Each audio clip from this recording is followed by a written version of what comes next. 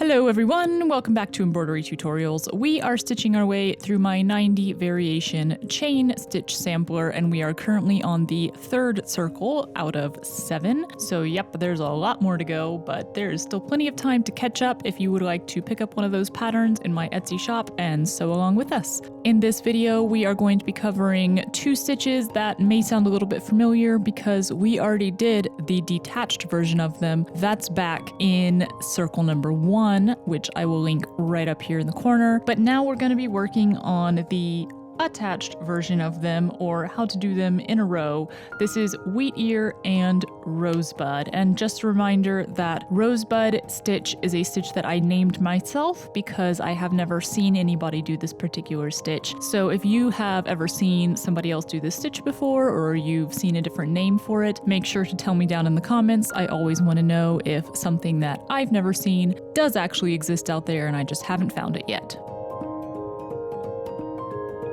So we are going to be stitching on the triple line surrounding our middle circle here. That's going to tell us where to put each foot of our V, as well as where to put that middle loop so that we're nice and even as we go around the circle. And starting with Wheatear, our first step is going to be coming up through the fabric to create this V out of 2 straight stitches. Really simple.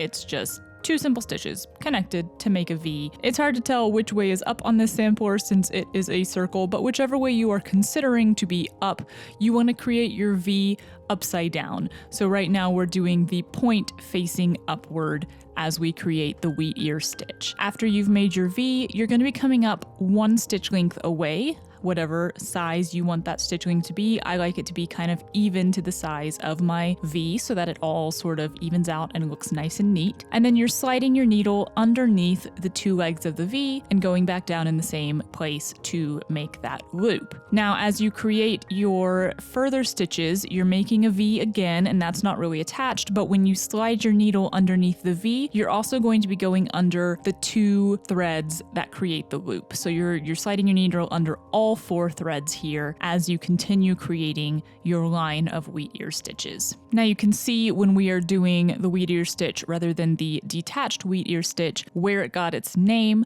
When you put a bunch of these together in little sections of straight lines, it looks very much like a little ear of wheat, and it is often used for that in floral or cornucopia designs. It looks great in that way. Don't forget, since we're doing this on a circle, if you are stitching along with us on my sampler, that you are going to want to shift where the feet of your V's hit so that you are creating an even curve around that half circle. So your inner feet are going to have to be a little closer together than your outer feet. Really think of those feet being parallel from each other rather than being perfectly lined up with the stitch before it, so that you're creating a curve rather than a straight line. And that's it. When you get to the end, all you're doing is finishing off your last stitch. Nothing special is needed. So for Rosebud stitch, we are going to be creating a V again. Now this V is opposite of the V for Wheatear. So if you were creating these in straight rows, you would do the Wheatear V upside down and the Rosebud V the correct normal way of a V.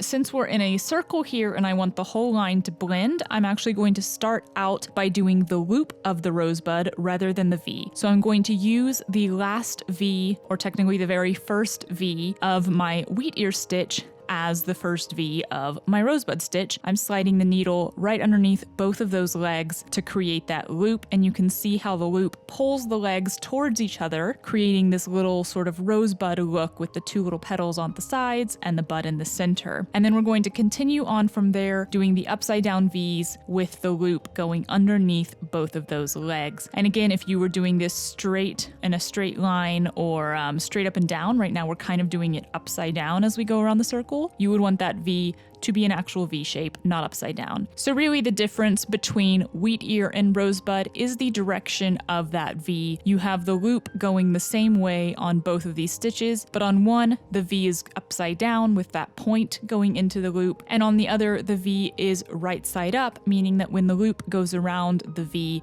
it's gonna pull the 2 legs in towards each other to create a different look. Same thing with Rosebud. When you get to the end, there's nothing special that you have to do. You're just going straight back down through the fabric on your last stitch, and you're all done.